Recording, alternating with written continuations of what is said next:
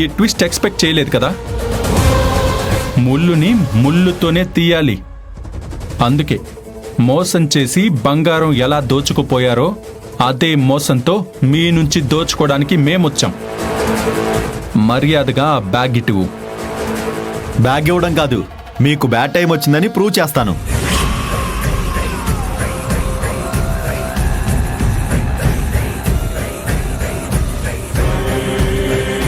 హే, ఇప్పుడు ఇవన్నీ అవసరమా? ఇంత స్కామ్ ప్లాన్ చేసిన మేము క్రైమ్ కూడా చేయగలమని మీకు తెలియాలి కదా.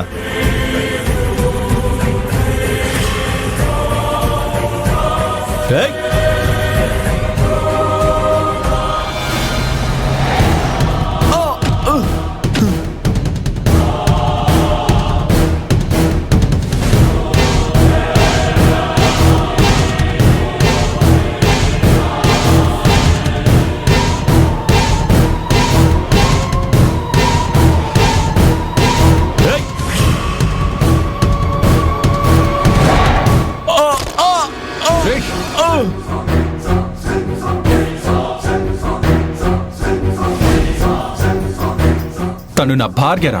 నా భార్య నా కోసం పూజలు గట్టిగానే చేస్తుందిరా. ఈ కత్తిపోట్లకి సుత్తి దెబ్బలకి ఆ ప్రాణం అంత సులువుగా పోదు. నిలవేణి, నువ్వు ఇందాక ఈ అరేంజ్మెంట్స్ అన్నీ చేస్తుంటే ఎందుకు అనుకున్నా.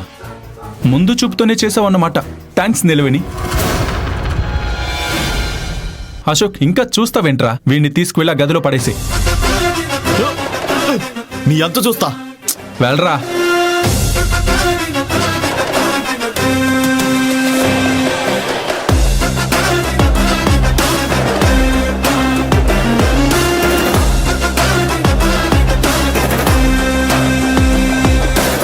తారక్ సార్, నగలన్నీ ఉన్నాయి. మీరు సూపర్ తారక్ సార్. ఇంత రిస్క్ చేసినందుకు తగిన బహుమతే దక్కింది. ఉండు, ఎస్ఐ గారికి కాల్ చేస్తాను. ఎస్ఐ గారు, దొంగ దొరికాడు. భద్రంగా ఈ గదిలోనే బంధించాను. మీరొచ్చి తీసుకువెళ్ళిపోండి. ఈ దొంగ పని అయిపోయింది. ఇక ఇంటి దొంగల సంగతి తేల్చాలి. పద.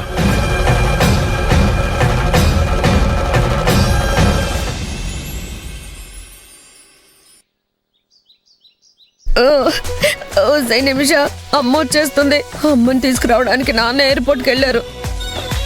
వాళ్ళిద్దరూ వచ్చాక నగల గురించి టాపిక్ వస్తే మనం ఏం చెప్పాలి? నేనేమైనా ఇలాంటి విషయాల్లో ఆరితేరున్నానా ఏంటి? ఏం చెప్పాలో సలహా ఇవ్వడానికి? మనతో ఇప్పుడు హరిత ఉందిగా, చెత్త చెత్త ప్లాన్లన్నీ వేయడానికి. ఆవిడని అడగండి, సలహాలు చెప్తుందేమో. పాత నగలిచ్చి కొత్త నగలు చేయించాలన్న ఐడియా నాది కాదు, మీ ఆవిడదే. నేను ప్లాన్ వేస్తే అది పర్ఫెక్ట్ గా వర్కౌట్ అవుతుంది. ఎన్ని పర్ఫెక్ట్ గా చేసినా ఆఖరికి బాణం తగిలిన పిట్టలాగా గిలగిలా కొట్టుకుంటున్నాం. ఇంకా మనల్ని ఎవడూ కాపాడలేడు. ఇప్పుడు నాకు అమ్మ కన్నా తారక్ అంటే ఎక్కువ భయం మొదలైంది. ఆ కాల్ రికార్డ్ గురించి నీళ్ళవేణి తారక్ దగ్గర వాగితే తారక్ నిజంగానే అందరినీ తగలెట్టేస్తాడు. అబ్బా, ఎంత భయపడుతున్నావే! ఇవన్నీ ఎదపలు చేసి ముందుండాలి.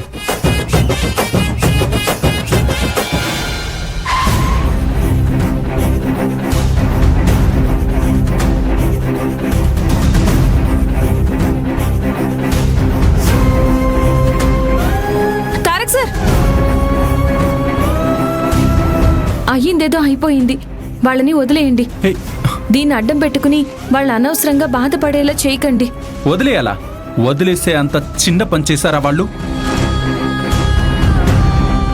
నడి రోడ్డు మీద కళ్ళల్లో కారంతో గిలగిలా కొట్టుకునేలా చేశారు.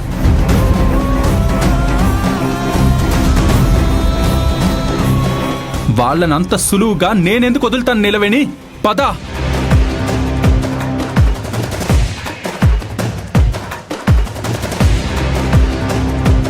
ఓ, దొంగలందరూ కలిసికట్టుగా ఒకే చోటున్నారన్నమాట.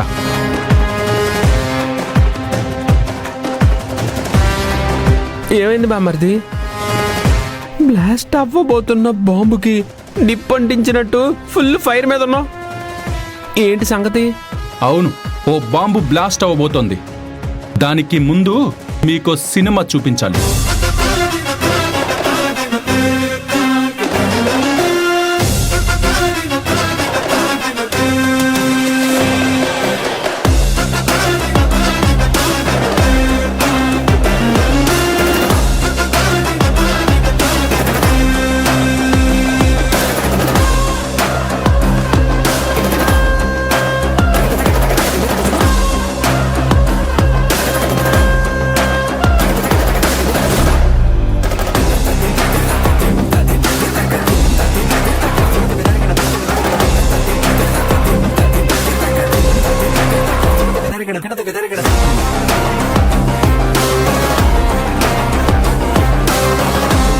శ్మశానానికి ఫోన్ చేసి నలుగురికి 4 గోతులు తీసి పెట్టమనడం మంచిదేమో. ఎలాగో ఈరోజు తారక్ మా నలుగురిని అక్కడికి పంపించేస్తాడు.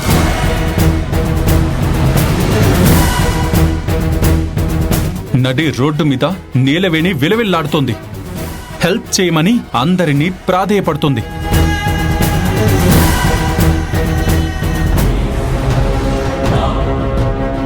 అది చూసి కూడా మీరు మానవత్వం లేని మనుషుల్లా వెళ్ళిపోయారు. ఇప్పుడు చెప్పండి, మీలాంటి వాళ్ళని ఏం చేయాలి? This is too much Tarak. మీ కార్లో వెళ్తున్నప్పుడు నీలవేణి మాకెలా కనిపిస్తుంది? హే నోర్ముయ్,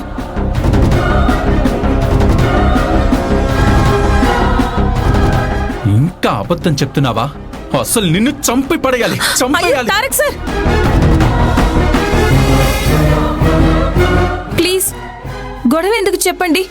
ఈ విషయం ఇక్కడితో వదిలేయండి. నిలవేణి ప్లీజ్ నన్ను వదులు. ఈ రోజు నా చేతిలో వీళ్ళందరూ అయిపోయారు. తారక్ సార్ ప్లీజ్ వదిలేయండి. ప్రతి దానికి ఒక హద్దు ఉంటుంది. ఆ హద్దు కూడా వీళ్ళు దాటేశారు. అసలు వీళ్ళు మనుషులేనా? సాటి మనిషి, కుటుంబంలోని మనిషి రోడ్డు మీద అలా విలవిల్లాడిపోతూ ఉంటే కసాయి వాళ్ళలా చూస్తూ వెళ్ళిపోయారు. కానీ కొంచెమైనా సాయం చేశారా? లేదు. వాళ్ళు నిజంగానే నన్ను చూసుండరు, అందుకే వెళ్ళిపోయి ఉంటారు. ఈ విషయం ఇక్కడితో వదిలేయండి తారక్ సార్. ఇదిగో ఈ మంచితనమే వాళ్ళకి నిన్ను చులకన చేస్తుంది.